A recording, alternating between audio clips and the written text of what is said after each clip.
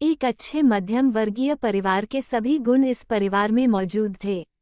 माता पिता ने अभी अपने बच्चों के लिए रिश्तों की तलाश शुरू नहीं की थी, मगर फिर भी उनके परिवार के कुछ नज़दीकी लोग किसी ना किसी रिश्ते के लिए सोनू के पिता को बताते रहते थे।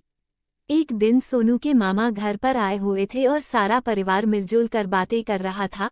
बातों बातों में मामा जी ने कहा कि दोनों बच्चे समझदार हो गए हैं, क्यों ना इनके रिश्ते की बात चलाई जाए। सरिता एक समझदार महिला थी और उसको अपने भाई पर पूरा विश्वास भी था। उसने कहा, भाई रिश्ता तो दोनों बच्चों का करना है, पर सोनू के लिए कोई योग्य लड़की मिल जाए तो अच्छा रहेगा। सानू तो अभी पढ़ रही है, उसके रिश्ते की हमें कोई जल्दी भी नहीं है, बाकी जैसी मालिक की इच्छा होगी। सरिता मन ही मन सोच रही थी कि पहले सोनू की शादी हो ताकि सानू भी अपने इकलौते भाई की शादी का पूर्ण आनंद और खुशियां मना सके। यदि सानू की शादी पहले हो गई तो फिर वह घर गृहस्थी में फंस कर रह जाएगी। रामपाल और सरिता एक रात्रि देर तक बतियाते रहे। सरिता ने कहा कि एक बार सोनू की मन स्थिति विवाह के बारे में जान लेनी चाहिए। रामपाल जी समय के साथ चलने वाले व्यक्ति थे और आजकल के वातावरण से परिचित भी। उन्होंने कहा, बेशक सोनू की मर्जी के बिना इस दिशा में आगे बढ़ना अनुचित होगा। तुम माँ हो, उसके मन की बात मुझसे बेहतर जान सकती हो, क्योंकि माँ और बच्चे जन्म से दोस्ताना होते हैं। अगले ही दिन सरिता ने बेटे से कहा कि तुम्हारे विवाह प्रस्ताव आने शुरू हो गए हैं, तुम कहो तो हम इस दिशा में प्रयास शुरू कर सकते हैं।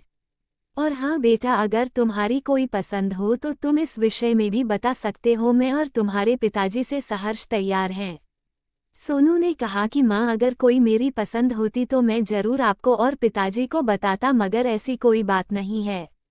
और मैं खुशनसीब हूँ कि आप जैसी समझदार माँ और ख्याल रखने वाले पिताजी मिले हैं, और भगवान ने सानू जैसी सुंदर और गुणवान बहन भी दी है। मगर माँ, मेरा एक प्रश्न है। अक्सर मैं ये सोचता हूँ कि जिस लड़की को मैं पसंद करूँगा या जिसे मेरा जीवन साथी बनना है, मैं ये कैसे तय करूँगा कि कोई लड़की मेरे लिए और मेरे परिवार के लिए सही है, जो सानू को आप जैसा प्यार दे और पिताजी और आपकी सेवा करे और हमारे घर के वातावरण को सुखमय बना दे। सरिता को बेटे की समझदारी पर गर्व भी हुआ और खुशी भी। मन से एक आवाज आई कि सबको अच्छी औलाद मिले। सरिता ने बेटे को समझाते हुए कहा कि बेटे, ऐसी कई लड़कियां होंगी जो हमें पसंद आ जाएंगी, क्योंकि बाहरी रूप और सौंदर्य की कमी हमारे आसपास की दुनिया में नहीं है, मगर कुछ विशेषताएं जो मैं आज तुमसे कहूंगी उनको ध्यान में रखकर तुम किसी लड़की का अंतिम चयन करोगे तो ठीक रहेगा। बेटे ने पूछा, वह कौन सी विशेषताएं हैं माँ? सरिता ने कहा कि जब तुम किसी लड़की को देखने जाओगे तो अपनी मन स्थिति का अवलोकन जरूर करना। जो लड़की तुम्हारे लिए सर्वथा उचित होगी उसका तुम्हारे मन पर कुछ इस प्रकार असर होगा जैसे वह तुम्हारे मन को भा जाएगी। उसे देखकर तुम्हारे मन में आनंद और खुशी का संचार होगा। तुम्हें एहसास होगा कि तुम्हारी विवाह के लिए लड़की की तलाश समाप्त हो गई है। तुम्हारे मन में बिना कारण ही आनंद हिलो उठने लगेगी और तुम स्वयं भी उसके प्रति प्रेम और श्रद्धा से भर जाओगे। तुम्हें लगेगा कि जिसकी तलाश में तुम निकले थे वह मिल गई है। जब तुम उस पर दृष्टि डालोगे तो पाओगे कि वह प्रेम और पवित्रता की मूर्ति तुम्हारे लिए ही बने हैं।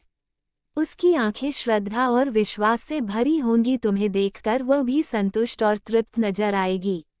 तुम्हारे मन में तुम पाओगे कि एक आध्यात्मिक वातावरण उत्पन्न हो गया है जिसका पहले तुमने कभी भी अनुभव नहीं किया था। और रही बात परिवार के साथ उसके संबंध की, तो मेरे प्यारे बेटे, अगर हम भी उसे अपनी बेटी जैसा प्यार देंगे तो वह भी हमें अपने माता पिता जैसा आदर देगी।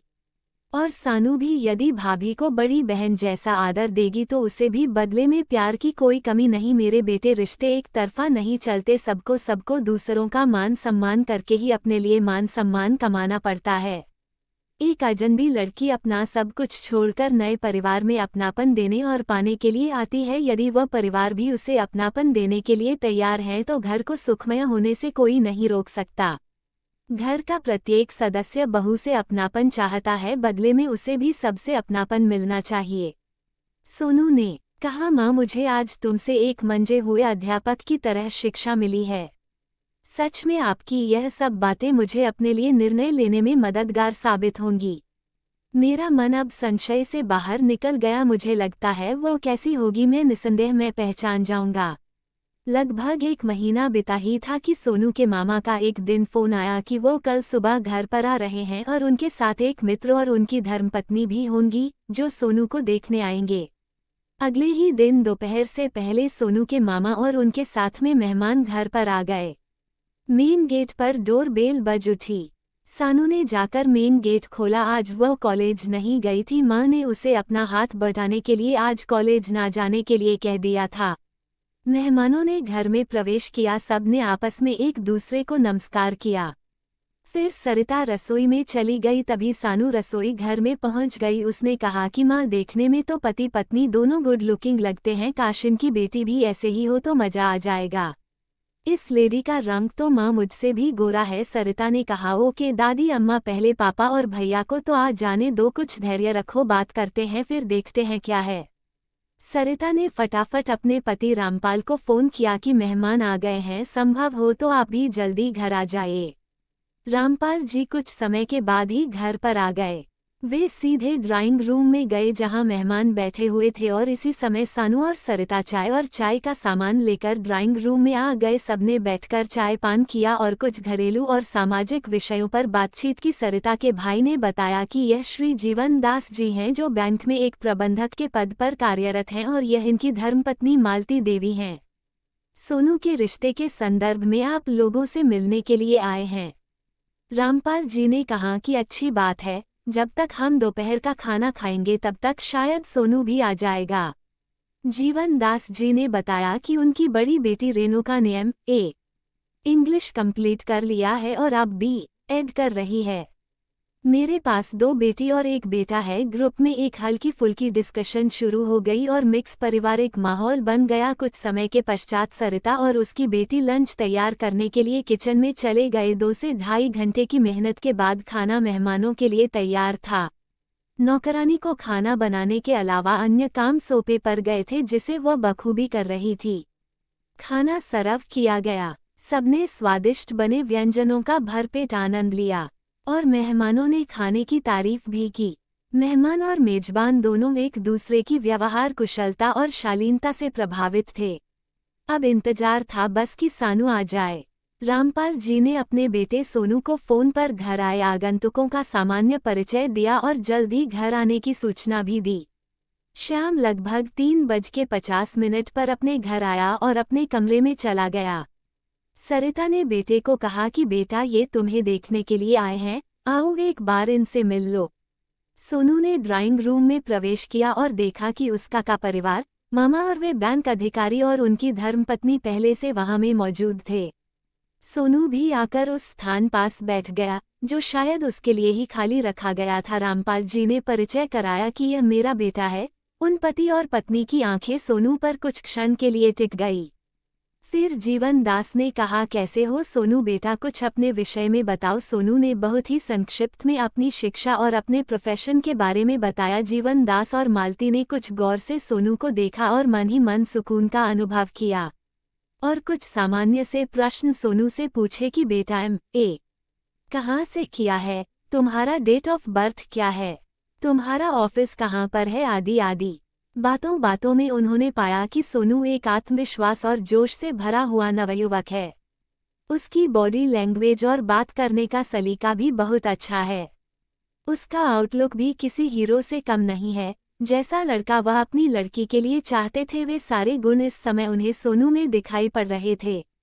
मालती की आंखों में भी सोनू के प्रति सहज आकर्षण और संतुष्टि के भाव थे। सानू ने इस परिस्थिति का पहली बार अनुभव किया था। वह सबको चुपचाप देख रही थी। सोनू भी शांत और ठीक ठाक था। एक अजनबी चेहरा उसकी आंखों में आ जा रहा था और मन ही मन आकृतियां प्रदान कर रहा था। मगर जिस लड़की को उसने अभी तक नहीं देखा, उसे देखने की जिज्ञासा और उसके बाद का निर्णय उसे संयमित किए जा रहा था। सोनू के मामा ने जीवन दास की मन स्थिति को भांप लिया था और उनको संबोधित करते हुए बोले कि मैनेजर साहब, जो कुछ भी पूछना है सब पूछ लीजिए। परिवार और लड़का आपके सामने है। अगर आपका मन संतुष्ट हो तो हमें भी एक दिन अपने घर आने का मौका दीजिए। दूसरी तरफ रामपाल और उसकी पत्नी सरिता भी जीवन दास और मालती से मिलकर बहुत अच्छा फील कर रहे थे। आज की मुलाकात अच्छी रही और मेहमान भी विदा लेकर वापस चले गए। बाकी सब तो अब लड़की को देखने के बाद ही तय होना था। शेष अगले भाग में।